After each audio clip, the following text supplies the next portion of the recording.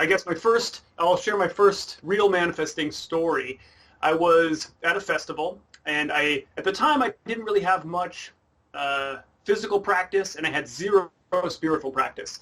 And I happened to look over and see a couple doing acro yoga or acrobatic yoga, and it Hmm. just floored me. I just stopped in my tracks. I'd never seen anything like it before. These two people that were so connected and moving with their bodies without communicating verbally. They weren't using words, but they were, moving and adjusting to each other, and it was just Hmm. magic. So I watched them for like an hour.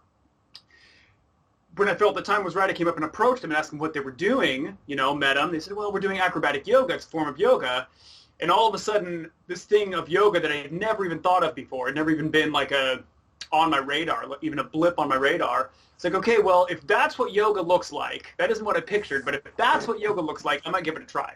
Yeah. So I went home, started, looking into the practice, started attending lessons at a local studio. About a full year later, go to the same festival, meet a different couple doing acro yoga, and now I feel brave enough to try it.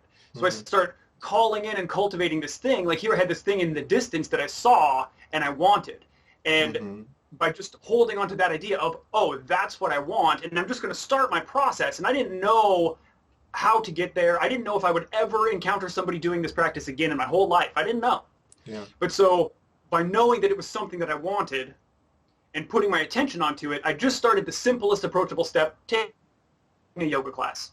And that stuck, right? A full year later, now I'm doing it with a couple. And then the next thing you know, I realized that there's no acro yoga classes around where I live. It's about an hour drive away. So I start taking classes, driving an hour each way to go take classes. Um, but I realized that isn't enough. So I want a community, and I have this desire in my heart to have a local community a little closer to me. Hmm. So I start hosting meetups in the park. I just basically post like a little meetup in the park, like, hey, let's get together and try this new thing. Nobody in my entire community was doing it at the time.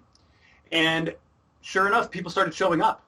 It Yeah. started becoming a thing. And next thing I knew, I had that local community that I desired and visualized from afar. And then just by focus and diligence, all of a sudden it was a part of my life. Um, that story continuing is the next thing you know, I decided to have a formal class. The jam wasn't enough. The little meetup wasn't enough, so I needed a little more. And I reached out to the initial couple. I found the initial couple that I ever saw doing this Yeah. on Facebook and reached out to them, Uh-huh.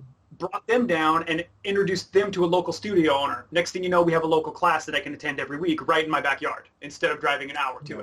it. Uh, One of the great things about acro yoga, right, is it's a partner Yeah. practice. So at the time also, I was in transition between relationships and really looking for something of much more depth. And what do you know? Next thing, I meet a beautiful and amazing woman in acro yoga class. We start dating. We start teaching the class together, and now we're married and have a beautiful life. And we lead couples retreats all over the world. We have one coming up in Sedona in April. So that was a Wow. big cultivation of things that seemed far away, and then just in time were drawn into my life by focus. Well, I think that's a really amazing story, and I think it's a great testament to how important it is sometimes to kind of follow your inspiration, even when maybe it seems really impractical. I don't know, something like acro yoga, that, at least for me personally, that wouldn't strike me as something that like, hey, this is going to lead to a career and a relationship and all these other larger things. It was just something that you felt really drawn to for one reason or another, and you trusted that instinct enough to pursue it, right? But I'm curious, during that whole process, I mean, what's the time frame that we're talking about? From you said it was like a year before you kind of you started getting decent enough to try it for yourself or to do it in, I mean, what was the time frame again? How long did it take? Uh, from the time I even had yoga, even the idea of yoga enter into my mind, it was a Uh-huh. full year before I felt comfortable enough to try acrobatic yoga, Wow. right? I Okay. had a regular practice. But then at that point, it started going really quick because the fire was Yeah. getting stoked. That passion that I had is like now Uh-huh. that thing that I saw that I wanted, and I couldn't even necessarily fully describe at the time what it was that I saw. But it Uh-huh. was this level of presence, and it was this level of um, deep personal connection that I knew I was lacking and I needed. And so Hmm. once that was starting to get filled, then it just happened really quickly. It just started going really fast from there. And Yeah. yeah, now I'm a certified yoga teacher. So is my wife. We've done Yeah. performances, we've done all kinds Yeah. of different things. And like you say, I would have had no clue that this was the doorway into all these larger things. Yeah. And So, I think in the end, what the acro yoga symbolized to me a greater thing that I didn't even understand. It wasn't even so much this physical exercise practice. mhm, What it really symbolized was this larger connection, this sense of spirituality, and this sense of personal stability, strength, and center. That's what I saw there in these people. yeah, And that's what I ended up calling into my life in a larger sense. right. Yeah. So ultimately, it's not even about the material things. It's not even about the things that are on the surface. It's actually something a lot deeper that was drawing you to it, which was, yeah, this state of being, really. I'm kind of curious, what kind of, you said it was a lot of focus. So you were focusing on this idea, you were focusing on developing a certain skill set, and I'm curious, were you doing any actual practices like visualization, or um, were you dedicating a certain amount of time to imagine scenarios that you wanted to occur or anything like that? Or was it really just purely you going out there and following your inspiration moment to moment and just seeing where it leads? Oh, there's certainly a big amount of visualization to it. And I wasn't really familiar with manifestation practices at the time, Mhm. but there was absolutely a huge amount of visualization when it came to the meetups in the park. Mhm. I would put this idea out there like, hey, I'm going to do this new thing that nobody around here is doing. Does anyone want to join me? And I would sit and visualize what that would look like because I Oh, wasn't a yoga okay. teacher at the time, so I didn't even know, Yeah. what I would do, how many people would show up, how that would be. And so I would sit and I would visualize what that would look like. I would visualize my group ahead of time and, see how that would play out. When it comes to the relationship end, I was definitely actively visualizing every single day who my partner would be and what my ideal partner would be, what I needed and wanted in a partner. And that was an evolutionary process that would keep changing. So it wasn't like Yeah. a one-time deal. I would just keep thinking of what it would feel like to have this partner that I wanted so badly, that I knew I needed to support me in my future growth. Yeah. So definitely visualization. And then I think a big key to it is visualizing without holding on to attachment of outcome. So visualizing the quote goal without being super specific about how that looks. It's Mhm. more about the energetic quality and the feeling. Yeah. Because if you're very, very specific about, in my opinion, if you're very, very Yeah. specific about exactly this thing and exactly how it's going to pan out, if it comes to be in any other way, it's almost a disappointment. You've almost limited Yeah. your own receiving by saying Yeah. it can only happen a specific way. Right. And so instead of like putting this energetic idea like, oh, this is the feeling that I want to have, and then being open to allowing Mhm. however that decides to come in. Mhm. That's my personal approach, at least. Yeah. Oh, yeah. I totally agree with that. I mean, first of all, it allows you to be surprised, which is always more fun, but it's easier. I think it's just easier to visualize when you're doing it in that more casual way. In this casual in the sense that, yeah, you're more focused on the feeling of it than any specific details. But but who knows? Maybe when, if a person can develop their imagination enough to where they can get really specific visual imagery, then maybe it's more inspiring to do it that way because they'll feel really, really inspired or something. But my imagination is definitely not at that point yet, that's for sure. But so what's next now? So now you have all these things in place. Do you have any new goals that you're working on, or do you feel like your life is perfect as it is, or what? Oh, I it's mean, it pretty sounds pretty fantastic for good. It sure. sounds pretty good. But yeah, there's always new places to go, new ways to expand. A more recent story that was pretty great and really simple is one of the yoga studios I've been working at was doing some reorganization, and they ended up pretty much letting go the entire teaching staff and then having all the teaching done in-house by the co-directors. So all the regular teachers got let go, and it wasn't not really a big deal, but here I had this space that I'd been holding for this specific class for a couple years now. And so I thought, well, what am I going to do with this extra energy? What am I going to put this love and this teaching and this extra energy Mm, into? And So I basically made a declaration to the universe Mm-hmm. and a little post on Facebook Uh-huh. saying, now that this class is ending, I have more space and availability for private coaching. I do spiritual consulting and intuitive guiding. So, now I have a little more time available for private clients. Wouldn't you know, within one day, I got contacted by somebody we weren't even friends on Facebook. He did not even see this post. And I got a Uh-huh. contact from somebody asking me for extended coaching and an extended engagement. So within a week of that, I had multiple clients. Yeah. And it was literally just about saying, I'm available for this. And then Yeah. it started showing up. Yeah. It was simply that easy. So, that was a recent one that was great. I actually feel that this specific interview is a bit of a manifestation. Yeah. I posted a video just the other week about some of my a morning practice that I have. It's called the Attitude of Gratitude Manifestation Meditation, and I do this every single morning before I even get out of bed. And without even really thinking about it, I wasn't aware of your channel. I've never met you Right. before, Right. and posted this video on YouTube, and then within a day, here you are, I get a message in my inbox like, hey, I'd love you to come on and talk about manifestation. So Yeah. that's yet another calling in of this expanded idea.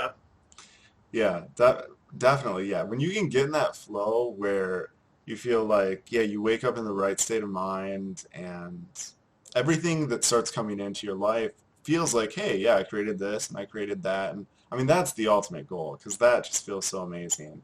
And yeah, I think I know that's one of my ultimate goals. But for now, I think for me, um, it's hard to find the time, not find the time, but just dedicate that certain amount of time every day. Unless I do it first thing in the morning, which I've been trying to do more of lately, it can be difficult to really tell yourself, hey, I'm going to stay committed to visualization, to trying to apply these principles, because it can be, I don't know, it's a bit of a challenge. It takes a little bit of discipline at times, I think.